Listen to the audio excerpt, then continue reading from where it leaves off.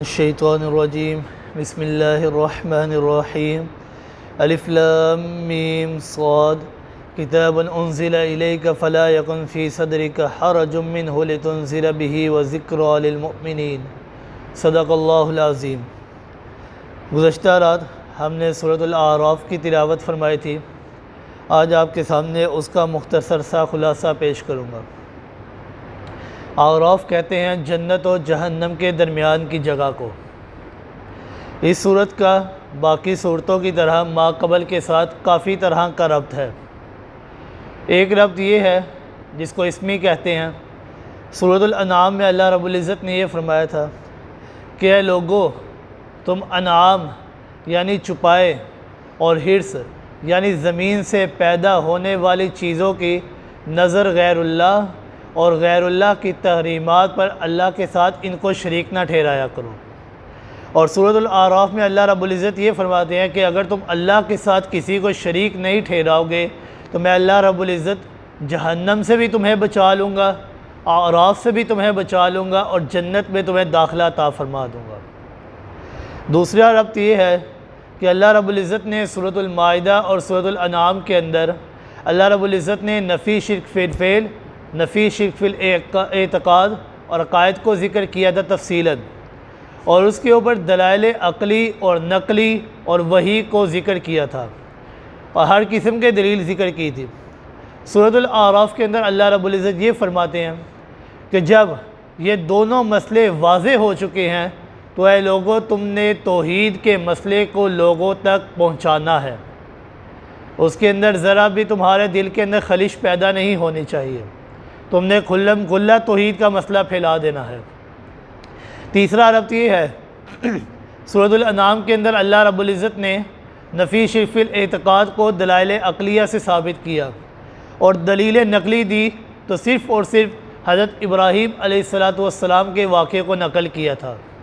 سورۃ الاعراف کے اندر اللہ رب العزت نے باقی انبیاء میں سے 6 انبیاء کا قصہ تفصیل سے نقل کیا ہے۔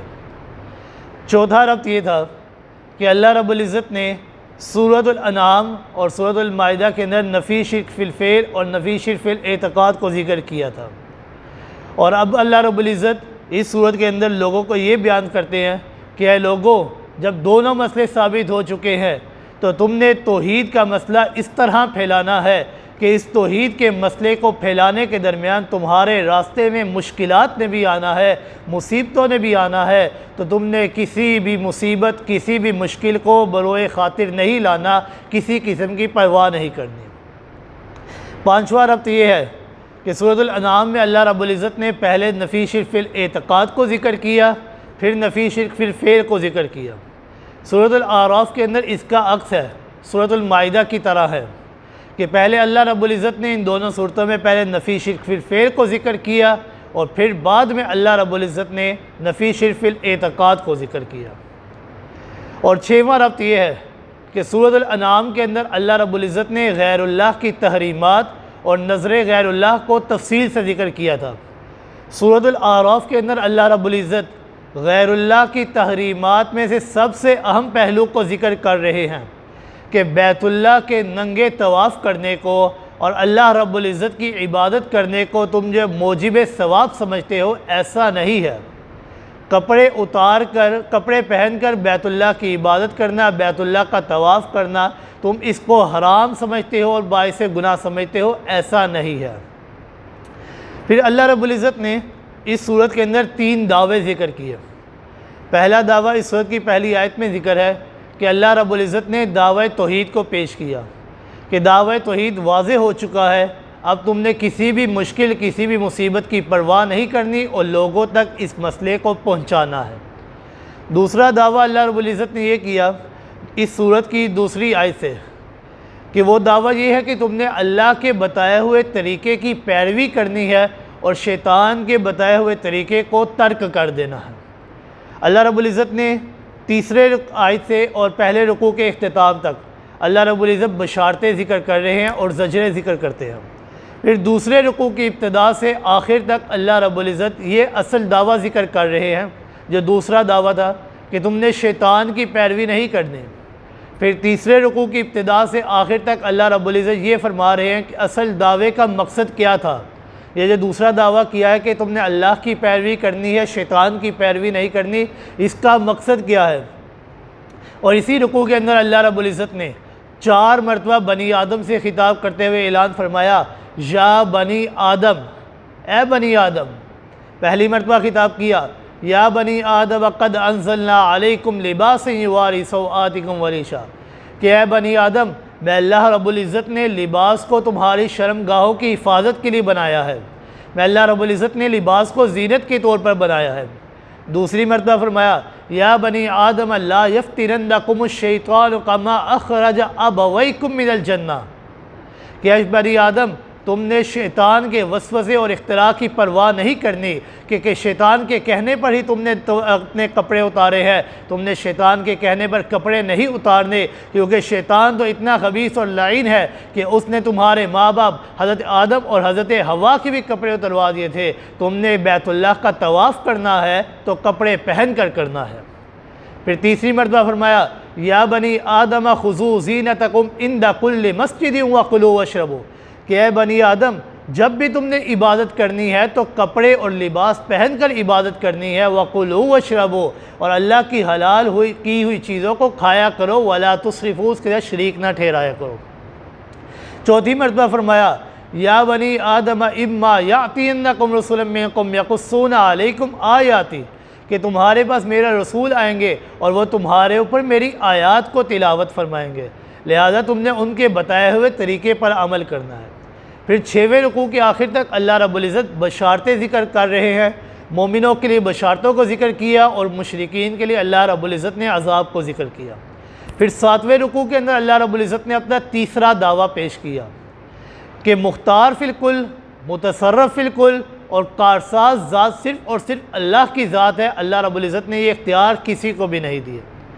گویا کہ 3 دعوے کیے، پہلا دعویٰ مسئلہ توحید کو بیان کرنا، دوسرا دعویٰ اللہ کی پیروی کرنا، شیطان کی پیروی کو ترک کرنا، اور تیسرا دعویٰ کہ متصرف فی الکل ذات صرف اللہ کی ذات ہے۔ پھر اللہ رب العزت نے 7ویں رکوع میں ایک مثال دی مومن اور کافر کے دل کی، کہ مومن کی دل کی مثال زرخیز زمین کی طرح ہے اور کافر کے دل کی مثال بنجر زمین کی طرح ہے۔ زرخیز زمین کے اوپر تھوڑی سی بھی بارش ہو جائے تو وہ سرسبز و شاداب ہو جاتی ہے، اس کے پھل پھول لہلہانے لگ جاتے ہیں۔ تو مومن کی بھی مثال ایسے ہی ہے کہ اس کے سامنے جب اللہ کے قرآن کی تلاوت کی جاتی ہے تو اس کا ایمان تر و تازہ ہو جاتا ہے، بڑھ جانے لگ جاتا ہے۔ اور کافر کے دل کی مثال کہ ایک ایسی زمین جو بنجر ہے کہ اس کے اوپر جتنی بھی بارش ہو جائے سوائے سیم اور تھور کے کوئی چیز نہیں اگتی۔ تو کافر کی بھی مثال ایسے ہی ہے کہ اس کے سامنے اللہ کے قرآن کی تلاوت کی جاتی ہے تو اس کے دل کو ذرا بھی فائدہ نہیں ہوتا، وہ اور گمراہیوں میں مبتلا ہو جاتا ہے۔ پھر اللہ رب العزت نے 8ویں رکوع سے لے کر 20ویں رکوع تک 6 انبیاء کے قصے کو نقل کیا ہے۔ سورۃ الانعام میں اللہ رب العزت نے صرف حضرت ابراہیم علیہ السلام کے واقعے کو نقل کیا تھا، اب اس صورت کے اندر اللہ رب العزت 6 انبیاء کے واقعے کو تفصیل سے نقل کر رہے ہیں۔ پہلا واقعہ حضرت نوح علیہ السلام کا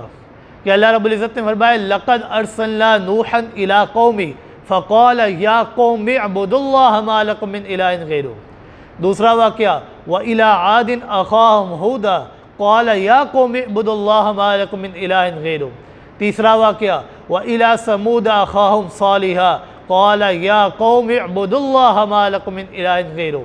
یہ 3 واقعے اللہ رب العزت نے ذکر کیے اور ان 3 واقعوں کے اندر دعویٰ جو ثابت ہوتا ہے وہ تیسرا دعویٰ تھا کہ مختار فی الکل ذات اللہ کی ذات ہے، اس لیے عبادت اسی کی کرنی چاہیے۔ اور تینوں پیغمبروں نے اپنی قوم کو یہی دعوت دی تھی یا قوم اعبدوا اللہ ما لکم من الہ غیرہ، کہ اے قوم اکیلے اللہ کی عبادت کرنا، اس کے ساتھ کسی کو شریک نہ ٹھہرانا۔ چوتھا واقعہ حضرت لوط علیہ السلام کا وَلُوطًا اِذْ قَالَ لِقَوْمِهِ أَتَعْتُونَ الْفَاحِشَةَ، کہ حضرت لوط علیہ السلام کے اوپر دوسرا دعویٰ ثابت ہوتا ہے کہ اللہ کے بتائے ہوئے طریقے کی پیروی کرنا، شیطان کے بتائے ہوئے طریقے سے پیچھے ہٹ جانا، اس کو ترک کرنا۔ قوم لوط یہ فسق و فجور اور گناہ اور بدکاری میں اس حد تک گزر چکی تھی کہ حرام کی حرمت کا احساس ہی ان کے دل سے ختم ہو چکا تھا، اس لیے اللہ رب العزت نے ان کے اوپر عذاب نازل کیا۔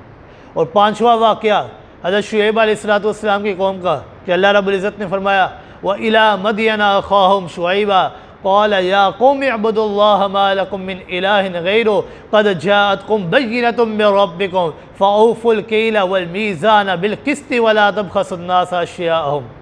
کہ اللہ رب العزت نے یہ پانچوں واقعہ ذکر کیا، اس کے اندر دو دعوے ثابت ہوتے ہیں۔ پہلا دعویٰ فَقَالَ يَا قَوْمِ اعْبُدُوا اللَّهَ کہ مختار فی الکل ذات اللہ کی ذات ہے، اس لیے عبادت اسی کی کرنی چاہیے۔ دوسرا دعویٰ بھی ثابت ہوتا ہے، وہ یہ ہے کہ حضرت شعیب علیہ السلام کی قوم لین دین کے معاملات میں کمی پیشی کیا کرتی تھی، لوگوں کو نقصان پہنچایا کرتے تھے، اس لیے اللہ رب العزت نے فرمایا کہ تم نے اللہ کے بتائے ہوئے طریقے پر پیروی کرنی ہے، شیطان کے طریقے کو ترک کر دینا ہے، اس کی اتباع نہیں کرنا۔ چھواں واقعہ اللہ رب العزت نے حضرت موسیٰ علیہ السلام کا ذکر کیا، ثم بعثنا من بعدهم موسیٰ الی فرعون، اور اس حضرت موسیٰ علیہ السلام کے واقعے کا مقصد پہلے دعوے کو ثابت کرنا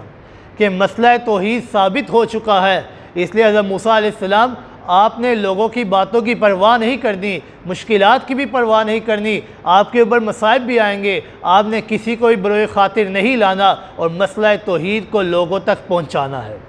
یہ تین دعوے اللہ رب العزت نے ثابت کیے، 6 انبیاء کے واقعے کو تفصیل سے نقل کیا، اور پھر 13ویں رکوع سے لے کر 20ویں رکوع تک اللہ رب العزت نے حضرت موسیٰ علیہ السلام کے